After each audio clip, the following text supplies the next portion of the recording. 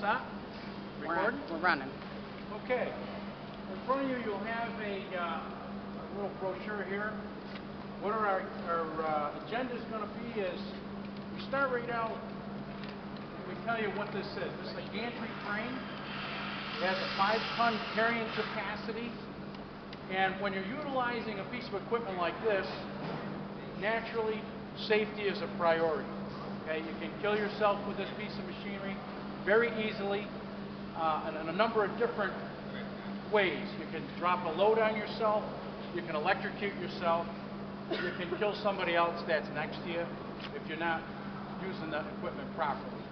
So the very first thing we're going to do is we're going to go through, we're going to flip the page, and you're going to see it says Gantry Crane Inspection. Okay, and the very first item is to be sure that the work area is clear. So what you want to do is you want to look up, you want to look down, you want to look around, make sure the floor area is clear, so that when you're pushing this piece of equipment, and this piece of equipment is to be manually pushed. You don't push this piece of equipment with a fork truck or any other type of motorized equipment because it's not designed for it. This gantry right here has 4 swivel casters on it, and it also has locks. I recommend you don't use the locks unless the unit is just being stationarily put away against the wall. So while this thing is in use, don't lock the wheels. Allow those wheels to turn. The other thing to remember is that you clear the deck to make sure that you're not going to be all of a sudden getting this thing going and it gets caught on something, you could possibly topple the unit over. The next thing you got to remember is that when you're utilizing this piece of equipment, you roll it into position, then you power it up. And consequently, when you're done utilizing this piece of equipment, you unpower and then you roll it away. Okay? Mr. Williams is going to help me out here. Over here on one of the legs of the gantry is our power source. This power source is 480 volts. So 480 volts will actually light you up if you do it wrong. So what he's going to do is he's going to simply just pull the cord out. In every hanger there is a power source on the wall. This power source, you want to make sure that the floor is dry, there's no water, you're not standing in any kind of liquid, because again, you could become the grounding source for 480 volts, which would really ruin your day. So, when you walk over to your power source, you'll notice on the wall, there's one power source that says 480V, or 480 volts, and it says Hoist. You'll also see that it has an on and it's got an off. Make sure it is in the off position before you attempt to plug this plug in and hook up the power source to the crane. So go ahead.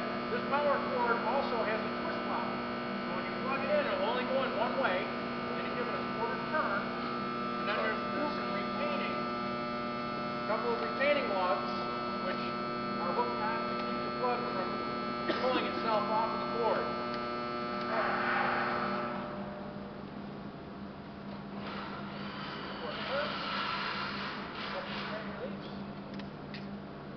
Okay, now he's got this plugged in.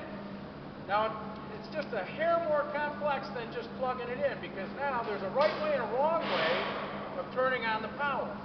When you're dealing with high voltage, like 480 volts, what you want to do is you want to stand always to the side of the power box and never right in front of it. There's a thing called a flash arc. Again, it could utilize you as the grounding source, so you don't really want to have your day ruined by that. So when you turn that power on, you want to stand on this side over here. You want to stand on the side that the handle is on, and you want to stand away from it so that if it turns on, this box should all of a sudden decide to blow open. It's not going to come out and tase you. Okay? It's one heck of a taser, too. Okay, go ahead and put the power on. Okay, the power is now on. This piece of equipment is actually ready for use. We've rolled it into place. The caster wheels are unlocked. They're able to swivel. You have the unit in place over whatever you're going to work on. Then we'll come over to the control pendant. This control pendant has do's and don'ts that are listed right on the yellow tag placard that is right over the push buttons. If you've never operated a crane or hoist prior to, the do's and don'ts give you some very, very simple instruction on what to do and what not to do with it. Okay, the number one thing that you don't want to do with this crane, you never want to pull the hook down and pull from the side. You always want to pick your load directly, you want the hoist directly over what you want to pick. Never pull from the side, okay? This hoist right here will travel the length of the beam, but it will not go to the side, to the left, or I guess you could call it left or right. This has left and right on the girder. So what would that make it? Forward or backward? Okay, so it's left to right, not forward to backward. Okay, very first thing you always do is push the up button. This hoist, being that it's already up. The upper limit is okay. That's one of the checks that you're going to make. Next thing to do is push the down button.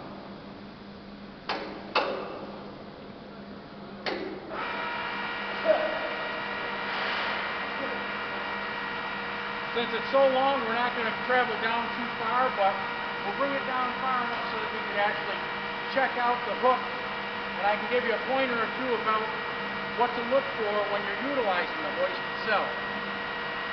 At the same time, you may say, oh gee, I want to go left with it. Well, at the same time, you can also push the left button.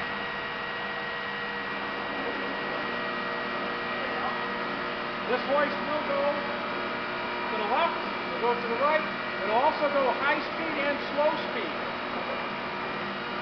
The high speed is utilized only with the empty hook. If you've got a load on this, you go to slow speed. Very simple. I'll have everybody practice the slow speed with it.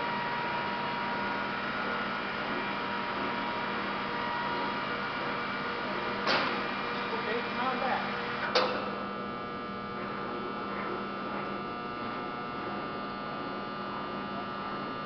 Okay, now the other part of the check is you're going to run the hook all the way down. You want the lower limit. You don't want that hook to lay on the ground. So when you're bringing that hook down, if it hits the deck, you might have a problem with the hoist. You'll notice that when Mr. Williams takes his thumb off the button, the action stops. That's your fail-safe. When you want to stop, you just take your finger, take your thumb off the button. Okay? Bring it up a little bit, please. Go slow motion. Press it just a little bit.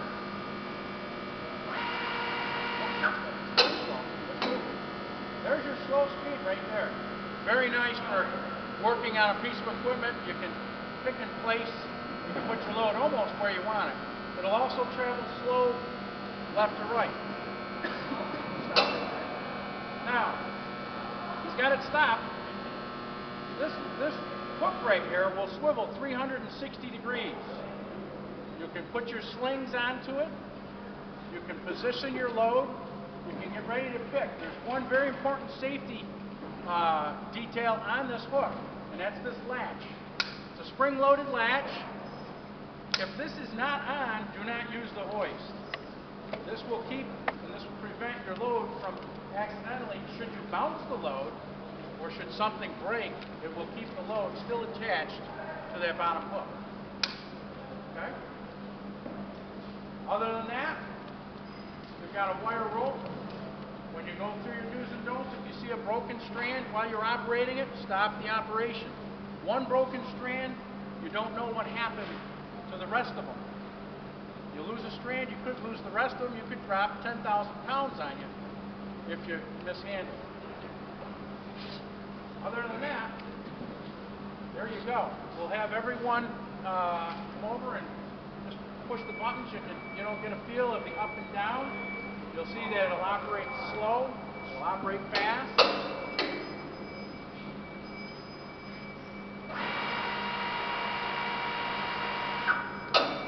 Exercise a little left to right.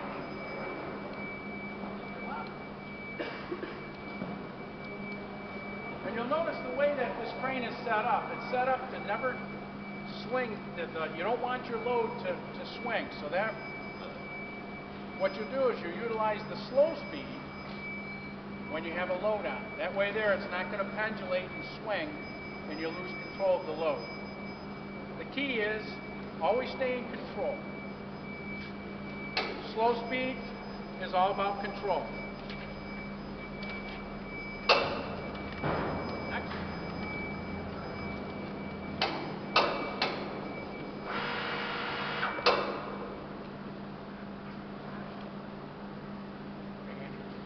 What we'll do is, for the sake of time, what we'll do is we'll have another person just work the controls. We'll go through the close down procedure, and then we'll fire it back up, and we'll have everybody just mess with the buttons, and then at ease you can take off and do whatever you have to do for the rest of the day. These ones will clear the half mile on the Chinook, correct?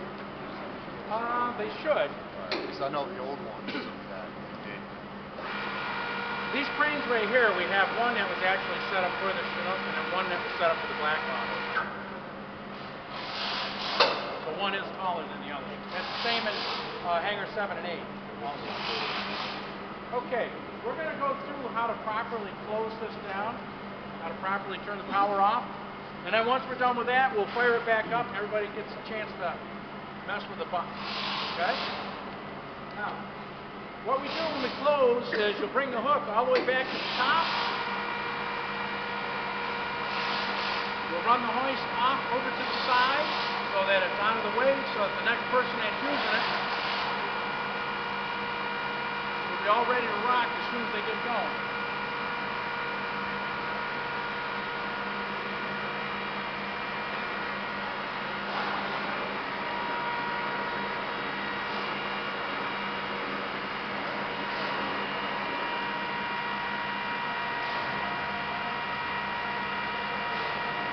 I'm going to ask Mr. Williams to go through and show us the proper shutdown, how we're going to stow it away.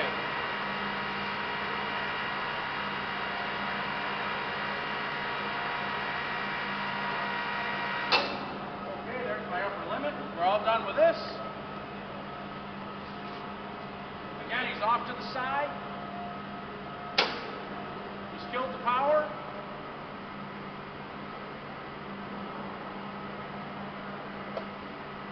Made his disconnect. Now this reel has a little hand crank on it. It has 50 feet of cable, so it can get 50 feet away from the power source. There's his handle. Oh, I'm sorry.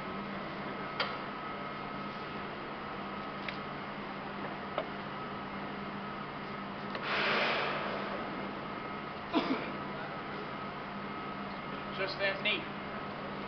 Okay. Well done. Okay.